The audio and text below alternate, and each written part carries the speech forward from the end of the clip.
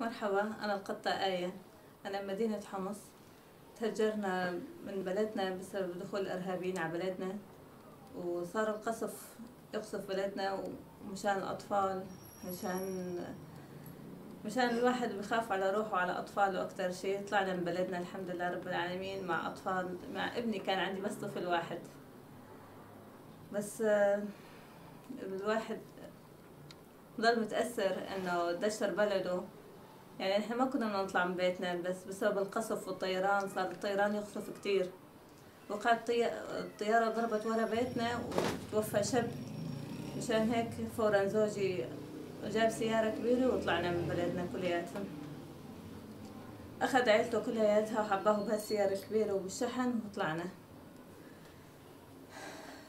قعدنا فترة بسوريا، كمان جينا على إدلب كمان صار القصف، صار طيران. يومتها ضربت الطيارة الساعة 5 الفجر. الساعة 5 الفجر ابني كان عمره 5 شهور، يعني صرخ صوت وصار يبكي من الرعبة. تاني يوم فورا حكينا مع مهرب واجا أخذنا. بس أول محاولة طلعنا عن طريق دركوش، كان طريق صعب كتير، في جبال ووديان وطلعات ونزلات. وجابنا المهرب حطنا ببيت يعني ما فيه فرش، ما فيه مي، ما فيه أكل. حطونا وراح، وضلينا 3 أيام عم نعاني. أخذونا أول مرة مشان نطلع على حيط، بس ما حسنا نطلع من على الحيط لأن في أولاد صغار. رجعنا ردينا، أخذنا تاني مرة، أخذنا من غير طريق. الحمد لله كان طريق سهل. تعذبنا شوي إنه نقوم ونقع وجبال وديان وابني صغير الحمد لله ما بكي. أعطيناه منوم مشان ما يبكي على الطريق. ووقت فتنا لهون كانت الصعوبة ان زوجي صار بجنب وانا وابني بجنب. انا كنت شايله ابني.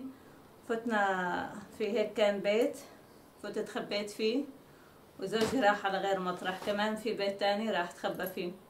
ضلنا شي ربع ساعة هيك كل واحد بجنب. انا حاطه ابني وعم ابكي وهو عم يدور علينا. بس بعدين الحمد لله الله فرجها علينا. طلعت الضوء، التقينا مع بعض والحمد لله فتنا لهون. وهلا الحمد لله عايشين مبسوطين. بس مو إننا مبسوطين، بس في غصة بقلب للواحد. أنا صار عندي 3 أولاد ولا واحد بيعرف بلده، ما بيعرف سوريا، ما بيعرف شو.